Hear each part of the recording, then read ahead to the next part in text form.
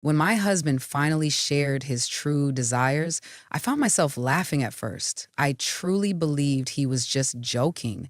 How could he possibly be serious? We found ourselves gathered around the kitchen table. The night had settled in, and the children were peacefully tucked away in their rooms above. The dishwasher quietly filled the room with its gentle hum. I had just poured him a glass of wine, a simple act we hadn't shared in what felt like ages. And then he looked at me, right in the eyes, and said something that turned my stomach in a way I'll always remember. What he asked for was not only surprising, it was also deeply unsettling, crossing boundaries that felt unimaginable, and yet I remained silent, holding back tears, choosing to stay in the room. Do you want to hear what I did? I chuckled gently, a bit uneasily, the sort of laugh that escapes when my mind struggles to align with my feelings. And I smiled because it felt simpler than breaking down. But then he said, "No, sweetheart, I'm truly serious." And in that moment, a profound change stirred within me. Have you ever experienced a night when the quiet in the room becomes almost overwhelming? How is it that the person you once shared everything with, the bed, the dreams, the tears, can suddenly seem so distant, almost like a stranger? There I was, in my own kitchen, listening to my husband, the man I had devoted myself to, share his desire, and not just any wish, but one that was deeply personal to me and my sister. Yes, my sister, I feel a deep sense of regret about what unfolded afterward. To be honest, I find myself questioning my decision to agree. Perhaps it was the long stretch of time spent feeling unnoticed. Perhaps it was the void I had been attempting to address in subtle, personal, and urgent manners, or perhaps I simply found it difficult to express my refusal. However, if your intention is to pass judgment, this may not be the narrative you seek. This narrative goes beyond the theme of betrayal. It's about experiencing a sense of exclusion. It's about feeling isolated even when surrounded by others. It's about feeling so deeply deprived of emotional connection that when someone, even if they're not the right person, acknowledges your existence, you agree just to experience any kind of feeling. What began as an uncomfortable dinner concluded with my sister in tears in my bathroom. As I gazed into the mirror, I found myself questioning the person I had turned into. And with my husband, the same man who once vowed to safeguard my heart, turning his back on the chaos he helped create as if it were just another ordinary day. Before I share my entire story, and trust me, I will hold nothing back, please take a moment to subscribe to Shocking Infidelity Saga. Here, we embrace the reality without embellishment. We reveal the authentic, complex human experiences that often go unspoken. And if you've ever experienced a sense of being overlooked in your own marriage, if you've ever contemplated the lengths to which someone might reach simply to regain a sense of visibility, perhaps in time you'll come to see the reasons behind my decision to agree. Shall we start? Allow me to take you on a journey to the past. 14 years have passed. That's the duration of my marriage with Michael.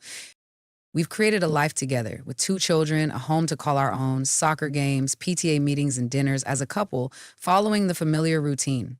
At first glance, it seems like a life that many would admire, yet the truth often eludes the written word. It fails to reveal the separation. It's remarkable how 2 individuals can lie side by side each night, yet experience an emotional distance that feels insurmountable. It doesn't reveal the countless nights I spent at the edge of that bed, gazing at his back, questioning whether he still recalled the warmth of loving touch, rather than just the motions of habit. I once radiated energy. I was the kind of woman who laughed with abandon, danced freely in the kitchen, and wore red lipstick just because it made me feel alive. But as time goes on, I'm not sure. It seems like the vibrancy has simply diminished over time, gradually like a sunset that lingers, fading softly until you find yourself enveloped in darkness, unaware of the transition taking place. At 42, I find myself still in this marriage, still committed, still handling the chores while he quietly communicates with someone else beneath the table.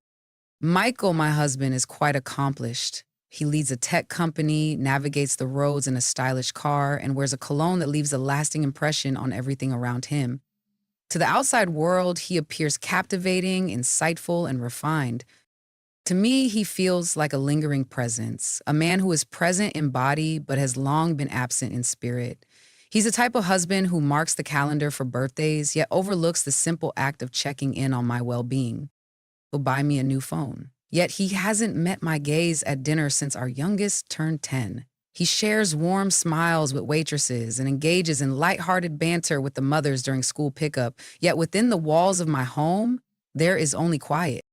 And at times, it can feel even more challenging. I understand apathy, but the most challenging aspect, I ceased my requests for anything additional.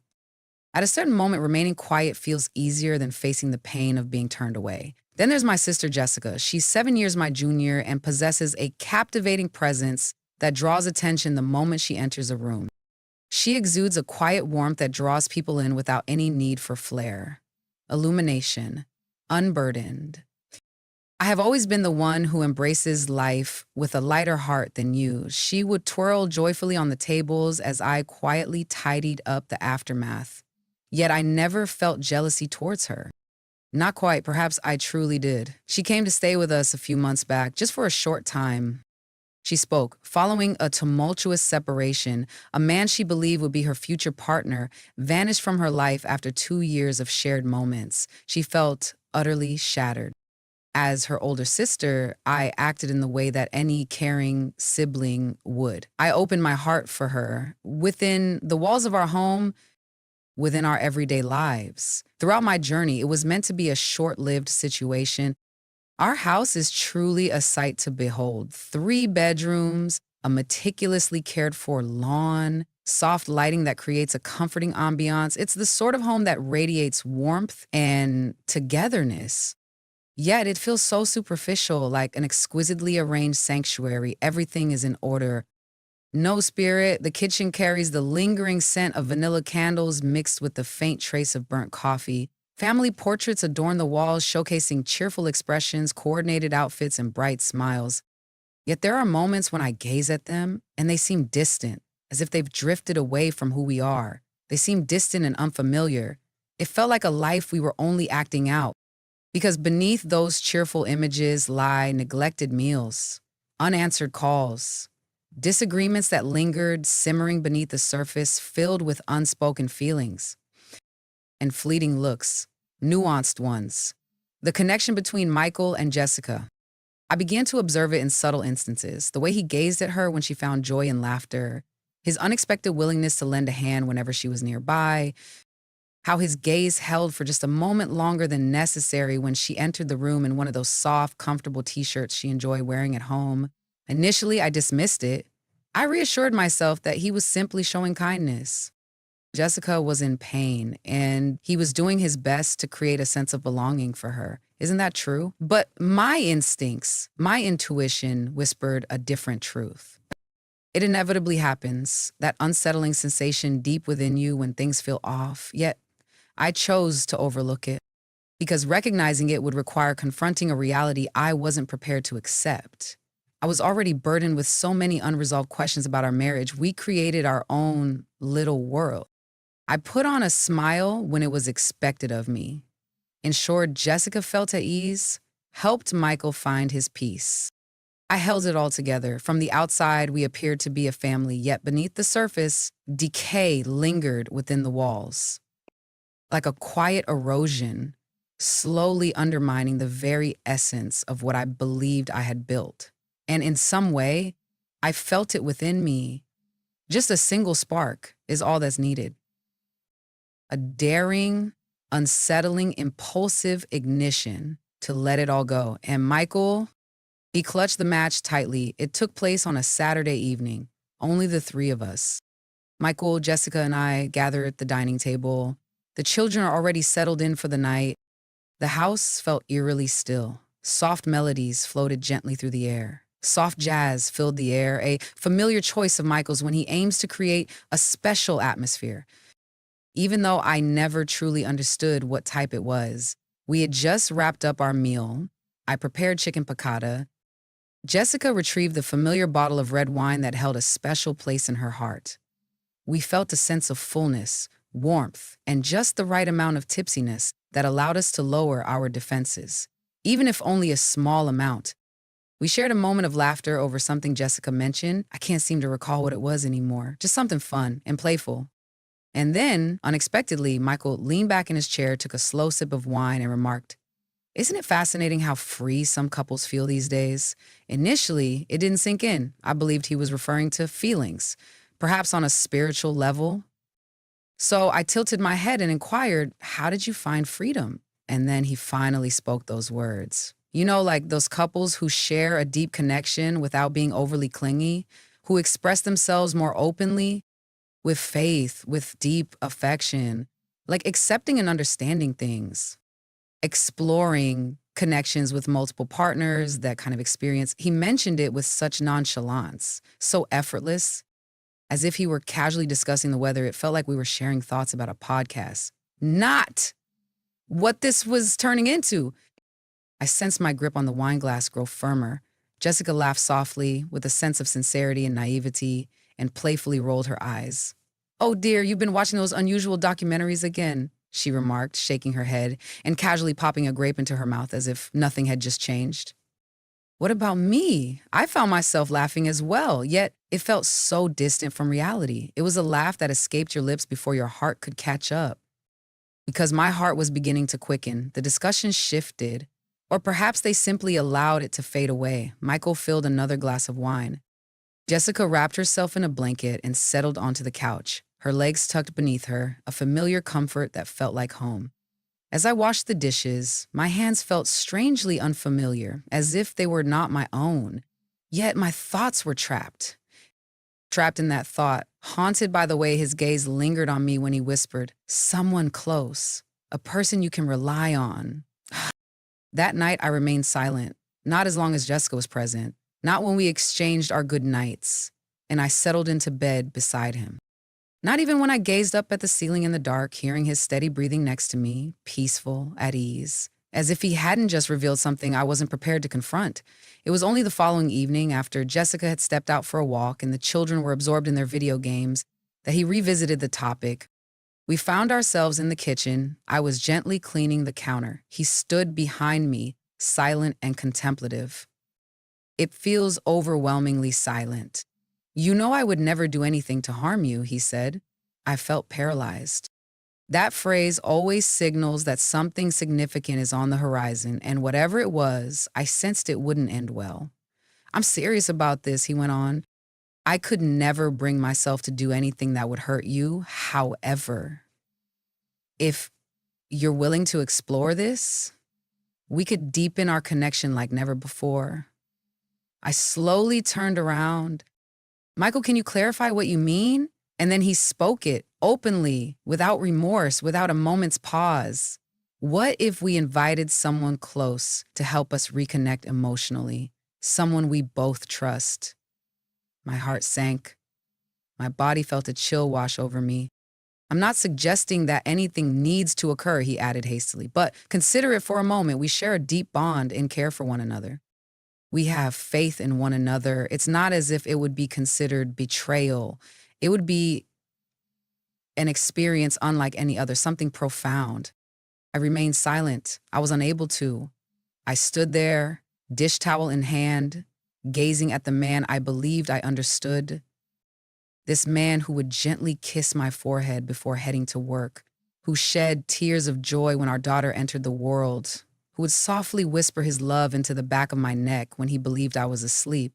And now he was asking me to, what if we brought someone close to us into the conversation to help us reconnect emotionally? I felt a wave of unease, as if the ground was shifting subtly beneath me. Yet the most unsettling aspect was not merely what he said. It was the expression in his eyes, serene, determined, filled with promise. He truly meant it, every single word. And that's when it hit me. This was more than just a dream for him. This was not a mere jest born from inebriation. This was a longing he had held onto for some time. And now he had finally voiced his feelings. I spent the entire night awake. I lay there in our bed next to Michael, gazing at the ceiling, attempting to grasp the reality of what had just unfolded. He had invited me to include my sister in our marriage, in our shared space, not as a jest, not casually, but as if it were something profound, organic, and reasonable. All I could think was how long it had been since he had touched me. No gentle hand on my back as I walked by, no lingering kiss, not even a glance that conveyed, "You're still beautiful to me." But now, he expressed a longing that blurred boundaries I never thought we'd confront, especially involving someone close to me. That night, I shifted onto my side and gazed at him. His face radiated tranquility, a serene expression, as if he had finally let go of his struggles. All I felt was turmoil, a relentless, overwhelming storm within my chest that I couldn't calm, no matter how still I tried to be. The memories flooded my mind, vivid scenes of Jessica and her tank tops twirling in the kitchen, her laughter ringing out as she found joy in Michael's dry humor, as if he were the most amusing person alive. I recall that moment from last month when we were grilling outside and Jessica accidentally spilled her drink. Michael hurried to get a towel, but it was the tenderness of his touch on her back and the warmth of her smile that lingered in the air. I convinced myself it was harmless, but now I'm uncertain. Had it been unfolding right in front of me all along? Was I truly unaware, or had I simply decided to look away? I made an effort to approach the situation with logic. He approached me first, I reassured myself. He was open about his actions. He was honest with me throughout. He presented me with an option. Isn't that what everyone claims to desire in a relationship? Truthfulness? But then another voice inside me, the one I've silenced so many times, whispered, "What kind of man believes that sharing his wife with her sister is a true expression of love?" I found myself searching for understanding. Was this about deep feelings? Was it about something new and different? Was it about power? Or was it about something so much deeper that I wasn't prepared to confront? I wandered through the following days, enveloped in a haze of confusion. I put on a smile when it was necessary, helped the kids prepare for school, organized the laundry, and responded to my friends with cheerful emojis and enthusiastic exclamations. Yet deep down, I was falling apart. Every sound in the house resonated deeply. Every moment of quiet seemed laden with unspoken tension.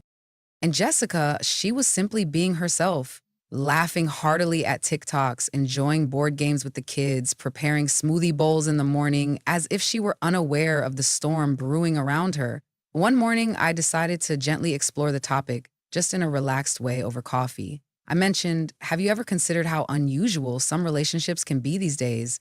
It's surprising how candid some individuals can be." She blinked, a wave of uncertainty washing over her. "Are you referring to things like poly?" "Yeah," I said, moving my spoon in circles even though my cup was empty. "Can you imagine being in a situation like that?" She chuckled, nearly sputtering on her toast. "Oh, I can't believe this is happening." I struggle with feelings of jealousy. I would feel completely overwhelmed. Then she asked, "Why? Did someone make a move on you and Michael?" She was joking, yet I found no joy in it, for in that instant, I became aware of a weighty truth that felt as though it might overwhelm me. She felt completely in the dark, unaware of Michael's thoughts, uncertain of his desires, and lost in the new possibilities that were now being presented to me. And yet, with each passing day, their bond deepened. Unshared laughter, gentle nudges, and touches that held a moment too long, leaving me to question if my mind was playing tricks on me. One evening, I found myself lingering outside the guest room where Jessica was staying. The door stood a little open. The room was dim, illuminated only by the gentle light of her television. I listened to them, both of them. Michael had stepped in to see about something, I believe. That's what he shared with me. Yet, I caught the sound of laughter, soft, relaxed, and comforting. At that moment, I heard someone call my name. I couldn't grasp the words, only the way it concluded. And then Jessica laughed, that pure, unfiltered sound I recognized so intimately, followed by a hush. It held a certain tension, not overtly playful, yet undeniably significant. And that's the essence of these moments. They exist in the nuances, in the delicate changes, the near misses, the things left unspoken. I remained in that moment, feeling the weight of time, attuned to the silence, holding my breath softly. And in that moment, I understood something that sent a shiver through me. If I didn't take action soon, someone else might take control of my fate. Following that evening outside Jessica's room, a change stirred within me. I chose not to confront Michael. I remained silent, holding back my emotions and refraining from seeking clarity. I just began to observe, to witness them, to focus on him.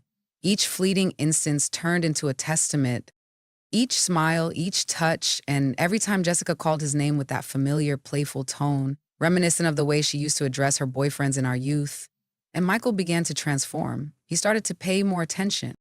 One afternoon, he walked through the door with a bouquet of lilies, my favorite. It had been nearly 2 years since I last received flowers from him. He reached out to me throughout the day, sharing not just mundane tasks or financial matters, but sweet little notes and kind words. One evening, unexpectedly, he entered the bathroom as I was washing my face, wrapped his arms around my waist, and softly said, "I miss us." Yet I understood his intentions. He felt a void without me. He longed for the part of me that would have embraced his unconventional aspirations. Then arrived the offerings. New earrings, a delicate silk robe, a reservation at that steakhouse we cherished together. Every time I expressed my gratitude, he would smile slowly and intentionally, as if to convey, "Doesn't this bring us joy?" Then he began to speak of journeys, faith, and growth. He expressed that we have been caught in the same pattern for far too long. Shouldn't we explore new experiences together, united? He kept repeating that word as if he were presenting me with something precious, a new chapter in our connection. But all I could feel was a heavy sense of unease growing silently, hidden away like something unwanted beneath the surface. One day, Michael casually made a suggestion, as if it were just another ordinary moment. "How about we escape for the weekend together?" he mentioned during dinner. "Only we three, including Jessica, the children, can spend time with my sister." I blinked, taken aback by the weight of the moment. "Are you suggesting that the three of us should go together?" "Absolutely." He offered a gentle smile. "It feels reminiscent of the past, doesn't it?" Before the overwhelming demands of her job, Jessica truly deserved a moment to herself. "Let's take a moment to relax. Let's find our way back to each other once more." Jessica's face radiated with joy. "How about a weekend by the beach?" "Absolutely, I would love that. I crave the warmth of the sun and the comfort of a glass of wine, just like I did yesterday." I gazed at the two of them seated opposite me, so relaxed, so oblivious, or perhaps not. Perhaps they were both putting on a show, yet I found myself smiling and responding with a yes. The beach house was stunning, almost overwhelmingly so. It was a rental Michael had discovered, a sleek, glass-paneled structure sitting gracefully by the shore. The sound of the waves gently filled the room, flowing through the open windows. The air was filled with the essence of the sea and warmth. We reached our destination on a Friday evening. I was fully aware that I had erred. There was an abundance of wine, an overflow of laughter, and an unsettling number of moments that felt just a bit askew. As the sun dipped below the horizon, Michael set up a speaker, and we found ourselves dancing barefoot on the patio, lost in the moment. Jessica twirled in her sundress, laughter spilling from her lips as she radiated joy beneath the warm orange sky. And Michael, he observed her closely, not with nuance, not any longer. There were moments between them that felt too familiar, too warm. Moments that made me question what I was seeing as they moved past one another. He found her jokes irresistibly funny. He lingered in the space between them. And for a fleeting moment, I saw him gaze at her with the same warmth he once reserved for me. Jessica appeared oblivious. Perhaps she felt something, yet she was unsure how to interpret it. She was kind that weekend, considerate, repeatedly referring to it as a time for connecting as a family. She often expressed how comfortably it was to be surrounded by those who genuinely care and provide a sense of security. All I could think was that if she discovered the truth, she would never find it in her heart to forgive either of us. By Saturday night, the atmosphere was heavy with unspoken feelings. It was one of those nights where everything appeared ordinary, yet there was an undeniable tension just beneath the surface. We had just wrapped up dinner, enjoying grilled seafood and sharing a few more bottles of wine. Jessica headed upstairs for a shower while Michael settled beside me on the sofa, our thighs brushing against each other. He gazed at me as if he were searching for the thoughts hidden within my heart. I understand that this might seem daunting, he said gently, but it doesn't need to be. He believed this could be a way for us to rediscover our connection, to find something new between us. He framed it as a turning point, a moment that could change our relationship forever, but it felt like a line we should never cross for the connection we've always longed for. I was at a loss for words. My heart felt like it was breaking apart. I gazed at him, truly gazed, and saw a stranger, someone composed amidst chaos, someone who had faith in his request.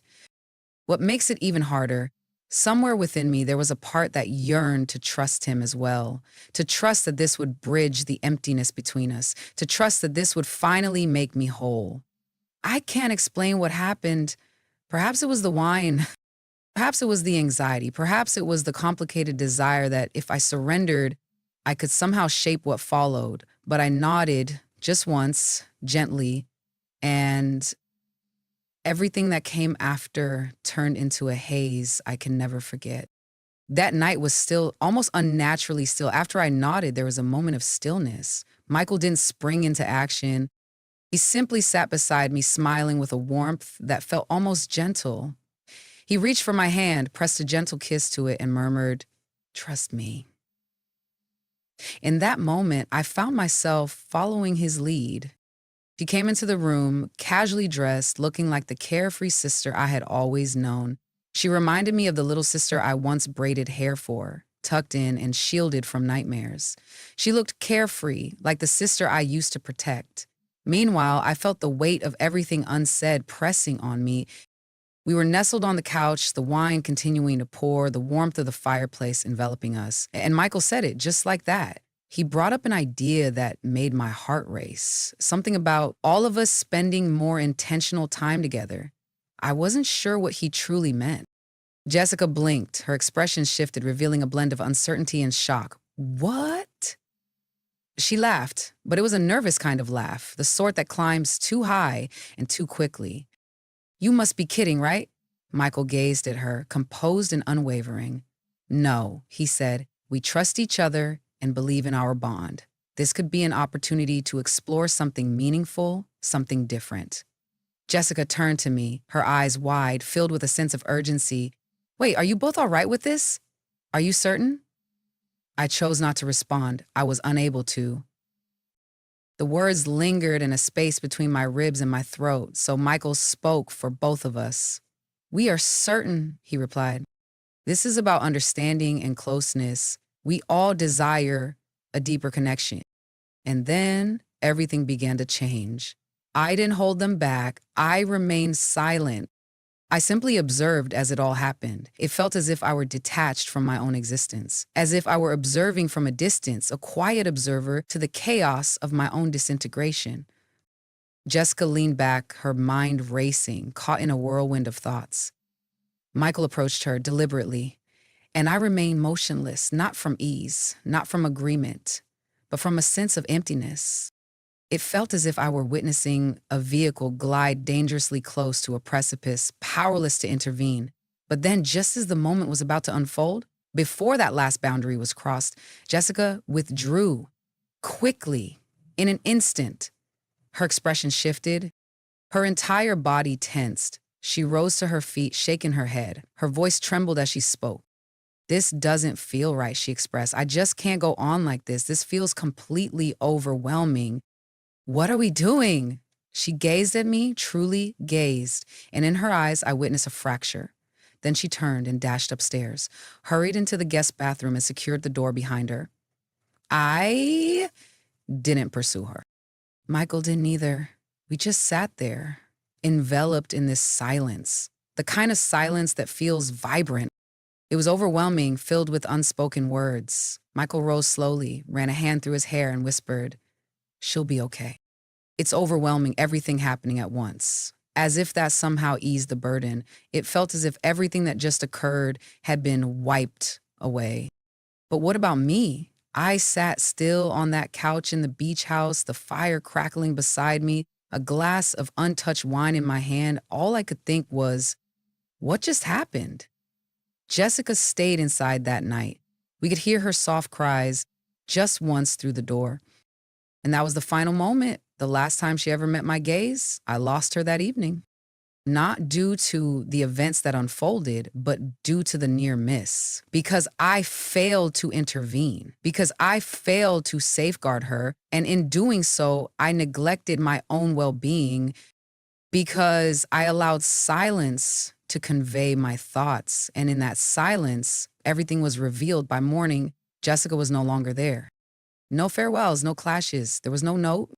Simply vanished. I heard the front door close around 6 a.m. I peeked out the window and saw her tossing her duffel bag into the back seat of her car. She didn't even look back at the house. I didn't check if we were watching. I didn't care. To be truthful, I wouldn't have done that either. Michael remained in a deep slumber as she quietly slipped away, or at least putting on a front. I sat on the edge of the bed, gazing at the floor for what seemed like an eternity. The carpet underfoot was almost too plush. The atmosphere in the room was stifling. Everything felt off. And when Michael finally opened his eyes, he yawned as if it were just another ordinary morning. Like nothing had happened, like we hadn't broken something precious just hours before. He sat up, stretched, and smiled at me. And then he said it, that sentence that still makes my stomach twist whenever I think about it. "You showed such courage last night," he murmured. "We're united now." United? I felt like a fragile shard split right down the middle, still intact in a way, yet so close to breaking apart. The journey back from the beach house was subdued. Michael steered with one hand, sunglasses perched on his nose, softly humming along to the radio. I gazed out the window the whole time, gripping the hem of my sweater until my knuckles turned pale. I found it hard to express my feelings to him. I struggled, even more to understand my own emotions. Back home, everything felt so ordinary. The kids rushed to greet us as we entered, eagerly asking if we had brought them shells or treats, sharing stories about their weekend at Aunt Sharon's. I smiled softly. I embraced them. I put on a facade, yet, deep down, I felt as if everything was falling apart. Every step I took in that house felt like navigating a fragile landscape. Jessica's door stood ajar, revealing an empty room. Her bed was neatly made. Her toothbrush is missing. There's no trace of her shampoo's fragrance. There shouldn't be any bracelets left on the bathroom sink. Merely an empty space, carved out. That night's sleep eluded me. I kept replaying her face in my mind, the precise moment she stood up, tears glistening in her eyes, shaking her head. The way she expressed it, "This doesn't feel right. I can't go through with this. This is unbelievable." I remained silent, unable to speak as the weight of the situation pressed down on me. The dream would replay endlessly. Me watching her run, me frozen on that couch. I won't be moving. Silence. Not saving her. And then her eyes, those big, trusting eyes, looking at me as if I had become a stranger to her. In that moment, I felt completely lost. Michael returned to work the following day as if everything was just the same. He kissed me on the cheek before he left, calling over his shoulder, "Let's do something just the two of us this weekend." "You truly deserve this." And I stood in the kitchen, still in my pajamas, staring at the toaster as if it held the answers to the unspoken questions swirling in my mind. The kids were the first to notice. At dinner, my youngest asked, "Where's Aunt Jessica?" I felt a chill run through me. My fork hovered midway to my mouth. Michael remained unfazed. He continued to eat, seemingly oblivious. I managed a smile, fragile and empty, and said, "She's just taking some space. She needed time." My daughter tilted her head. "Is she upset with us?" "No, darling, I wasn't truthful. She just needs some time alone for now." But deep down, I understood the reality. She had to be far away from me. Time went on, yet it felt like it stood still. They resonated like whispers. It felt as though I was experiencing the same hollow, relentless cycle repeatedly. I sent a message to Jessica once. "Only this once, I apologize. Please reach out to me. Just let me know you're all right." She didn't reply. And deep down, I knew she wouldn't. Because how do you respond to someone who stood by and witnessed your downfall doing nothing to save you? The most painful part? It wasn't the quiet. It wasn't just the guilt. In that fleeting instant, I found myself contemplating it. I stepped through that threshold. And when I did, I lost more than just my sister. I feel like a piece of me is gone forever. I decided to start journaling again, not because I believed it would solve anything, but because I had no other place to bear the burden, the weight, the embarrassment, the chaos swirling in my mind. The initial line I penned. I gazed at it for what felt like an eternity before I finally put pen to paper. It wasn't solely his desire, and the second line emerged as if it were a revelation. I didn't realize I was holding this burden. A piece of me desired it as well. Not the action, not what he truly desired, but the recognition, the notion of being sought after, yearned for, acknowledged. After years of feeling unseen, overlooked, and unappreciated, there was something so alluring about the idea of being noticed once more. Even if the attention came from an unexpected place, even if it was tainted from the beginning. And then I wrote a question that I still don't have an answer to. Did I say yes to feel closer to my husband or just to feel anything at all? Because that's the part no one tells you about longing. It doesn't always lead you to someone else. Sometimes it guides you to your true self, the most isolated, shadowy part of who you are. The person who consents to choices you promised yourself you would never make. The individual who allows quietude to convey her feelings. The person who sacrifices her true self to avoid being lost. I've been replaying that night over and over in my thoughts. Not merely the expected instance. It wasn't only Jessica's tears, it was also the heavy stillness that came after, but everything that came before. The way Michael's eyes sparkled when she laughed, the way I kept glancing between them felt like I was an outsider in my own marriage. The way I allowed it to unfold, because a part of me believed that perhaps, just perhaps, if I agreed, he might love me once more. Not just desire, not ownership, affection, genuine, enduring, and tender love. I realize now that I made a mistake because whatever we shared in the past is no longer here. It was all gone. Embers in quietude and messages left unread. I attempted to reach out to Jessica again last night, just one time. It rang 4 times before it went to voicemail. I chose not to leave a message. What could I even say? I'm sorry I hesitated when I should have been there for you. I'm sorry for letting my loneliness take over. I think about you every day, and I struggle with feelings of self-hatred that you might never understand. No words could change the past. And silence. Silence is what I deserve now. Michael pretends everything is okay between us. Even better, he sometimes holds my hand now, brings home dinner. He gently kisses me on the forehead before heading off to work. This morning, he kissed my cheek. It felt light and casual, yet it carried a weight of meaning. And I stood in the doorway, watching his car pull out of the driveway, wondering who this man truly is. The one who spoke of love while urging me to open a door I should have firmly closed. The one who called me brave for presenting myself like a gift when in truth I was falling apart. And then I softly shared a thought that had remained unspoken until that very moment.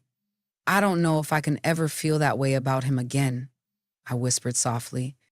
If I just whispered it, perhaps it wouldn't sting as deeply, but it truly did. And then the next chapter unfolded. The aspect that had been evaded, the one that resonated more profoundly than anything else. And even more troubling, I find it hard to let go of my own mistakes because the hurt goes beyond the surface. It's something I carry within me, and some wounds, they linger. They simply coexist with you. Have you ever experienced a sense of invisibility, a feeling of being unvalued, so profoundly overlooked in your own existence that you agreed to something you instinctively understood was not right? I find myself pondering that question daily. Was I being selfish, or was I simply broken? It's simple to criticize from a distance, to suggest what should have occurred, to claim what you might have chosen. But when you're trapped in that silence, that space where you're overlooked, brushed aside, longing for connection, your perspective begins to shift. You find yourself making decisions that no longer reflect who you truly are. You justify, you tell yourself just this once, or maybe it will make everything better. And before you know it, the cost becomes clear, but it's already too late. If you've ever been in that situation, if you've ever longed for something that seemed illogical, something that slowly eroded your spirit while offering the illusion of fulfillment, then perhaps you can relate. And if you don't, I wish for your sake that you never do. If you have any advice, a personal story, or simply a moment of kindness to share, please feel free to leave it in the comments. It's not solely about my experience. For anyone watching this who finds themselves at a crossroads, remember that every choice carries weight. And let's not rush to judge Jessica. She was unaware. She stepped into a home that appeared to be filled with warmth from the outside, completely unaware of the hidden decay within. She was pure. And I hold no resentment towards her. Not anymore. I hold the silence accountable, the unspoken truths, the part of me that shattered and allowed everything to unfold. If this story resonated with you, if it made you feel understood, even in the slightest way, I encourage you to subscribe to Shocking Infidelity Saga, because in this space, we embrace authenticity. We share authentic narratives, the individuals who exist in the in-between, where morality becomes unclear and emotions often defy expectations. Isolation speaks in more than just hushed tones. It roars. And sometimes we respond not because we truly believe in what we're agreeing to, but because we're yearning for any response to resonate with us.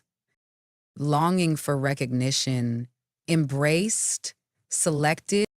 But here's what I've learned in a soft whisper. Be cautious about what you consent to without speaking up, because sometimes the choices we make, they don't just linger in our minds, they transform who we are. And no words of apology can restore us to the people we once were.